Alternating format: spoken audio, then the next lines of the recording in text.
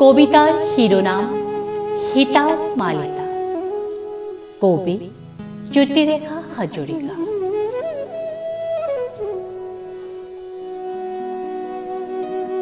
বাটে ঘাটে কাশীত কৰবাত থাকে একোজন প্ৰেমিক ৰাৱণ, আৰু সত্যত প্ৰতিষ্ঠিত বুলি ঢাক ঢোল বজাই ছদ্মবেশত ঘৰে ঘৰে থাকে একোজন ৰাম।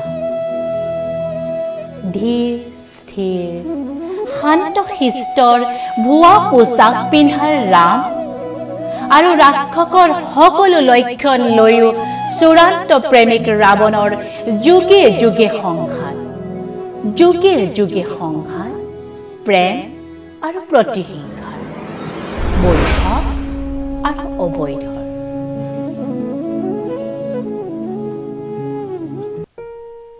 আৰু সীতা, এইদৰেতো এবাৰ ভাবি চাব পাৰি সীতাক এখন ঘৰৰ এটি বিলাসী আচবাব নে ক্ৰমাৎ পুৰণি হৈ অহা এটি আলমিৰা, যাক পেলাও বুলিও দলিয়াই পেলাব নোৱাৰি, যাৰ শেষ হৈ আহিছে সকলো প্ৰয়োজন, অথচ উপেক্ষা কৰিব নোৱাৰি আপোনা আপুনি মৃত্যুৱে আহি স্পৰ্শ নকৰা পৰ্যন্ত।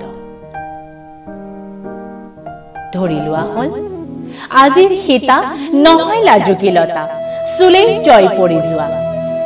ৰামৰ অগ্নি পৰীক্ষাৰ তোলা চালনীত বাৰে বাৰে উঠিবলৈ কিহৰ গৰজ সীতাৰ?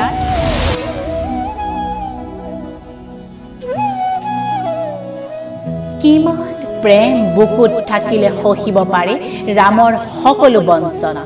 আজিৰ সীতাই সেয়া বাৰুকৈ জানে। আজিৰ সীতাই বিনা বাক্যে নিপিহে বলকল, নতশিৰে নামানে স্বামীৰ সৈতে বনবাস, মায়াৰ মৃগৰ মুখত পৰি বন্ধী নহয় ৰাৱণৰ অহোষ বনত।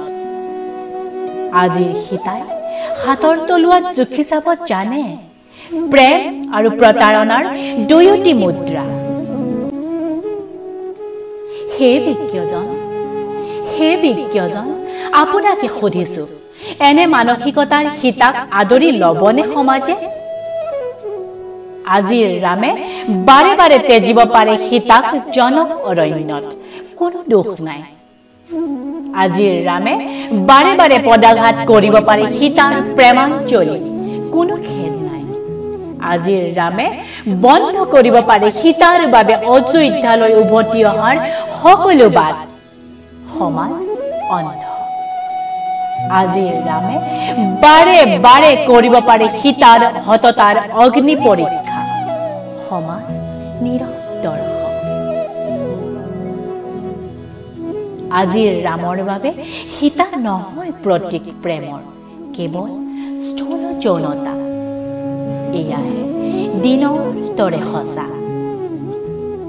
নাৰীৰ যৌৱন কিনিবৰ বাবে লাগে মাথো অৰ্থ প্ৰাচুৰ্য। বাটে ঘাটে নাৰীৰ দুদিনীয়া প্ৰেম কিনিবলৈ লাগে কিছু যশ, নাম আৰু কিছু সামাজিক স্বীকৃতি। আৰু সেই বাটে আহিব যিগৰাকী নাৰীৰ ৰামৰ জীৱনলৈ, তেওঁ জানো হ'ব পাৰে সীতা?